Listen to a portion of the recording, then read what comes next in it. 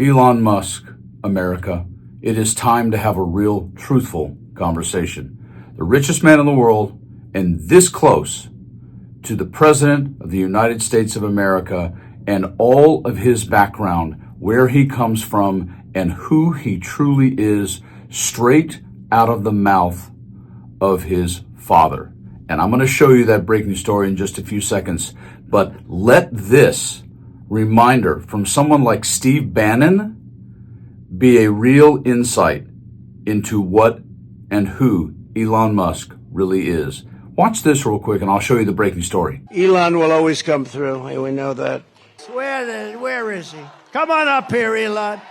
As you can see, I'm not just MAGA, I'm dark MAGA. During Donald Trump's first presidency, Breitbart News co-founder Steve Bannon was his right-hand man.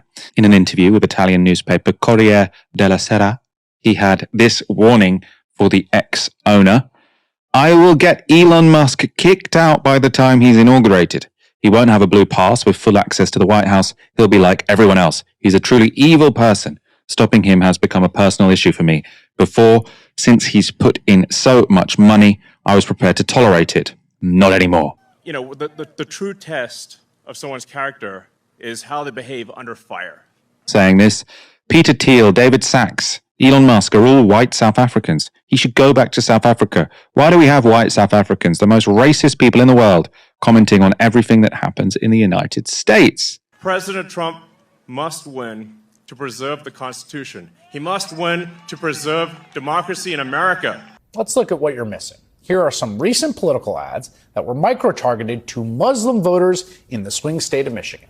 Vice President Harris has chosen a side, her right side. Harris has made herself clear. She stands with Israel and the Jewish people. And joining Kamala will be her husband and top advisor, Doug Emhoff, who would be the first Jewish presidential spouse ever. I went to Muslim swing voters. Now, that's extremely cynical and I think kind of anti-Semitic. Like, that's one set of micro-targeted ads to Muslim voters.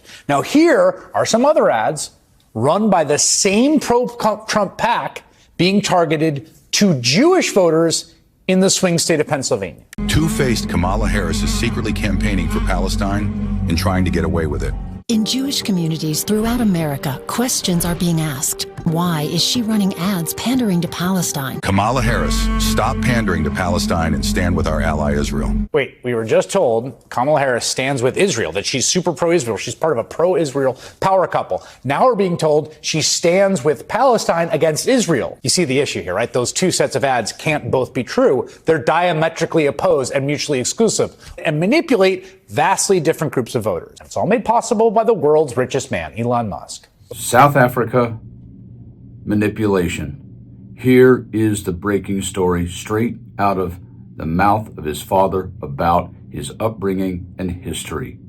Take a listen. No, wait a minute. When we were going out, she still going out. I didn't get her parents. By the way, were very fanatical in favor of apartheid. This is quite interesting.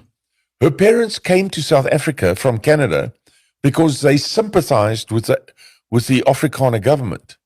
Okay. They used to support Hitler and all that sort of stuff. But they didn't know, obviously, I don't think they knew what the Nazis were doing. But they in Canada, they were in the German party in Canada, and they sympathized with the Germans. Yeah. So when the Afrikaners government came into power here in 1948, then May's father, who was quite an interesting guy, he was a very good pilot, he said he wants to be with the Afrikaners because he agrees with apartheid, you see. You see what I mean? Yeah. And he came out here with his family.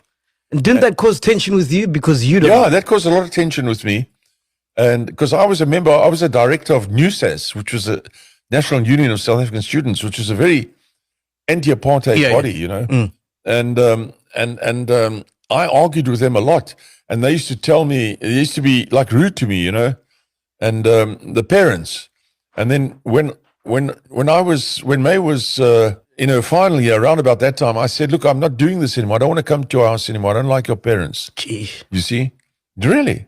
So then she cried. She said, but don't worry about them. I said, no, I'm finished. I'm not interested in this nonsense. And And her parents even said they're going to get somebody else to go out with her. They don't even want me to go out with her, you know. Things like that. You know, typical. Typical, you know. It's quite normal. So while I can appreciate somebody potentially evolving out of their environment, I certainly did. I think we've seen enough, as a matter of fact, the salute on Inauguration Day, to let us know that Elon's household, the upbringing, the surroundings of listening to someone who's in favor of apartheid, listening to people who engaged with the Nazi Party from Germany, I think that's enough to say that the apple has not fallen far from the Elon Musk parental household tree. This is not only incredibly disconcerting, it is downright frightening after what we saw from 2016 to 2020 with Donald Trump in the White House, and now with a test run under his belt, and now Elon by his side, along with Zuckerberg and Bezos. Folks, all I can ask you to do, stay smart, stay calm, keep breathing, talk to your friends, chat with people you don't agree with. Whoo! Stay frosty.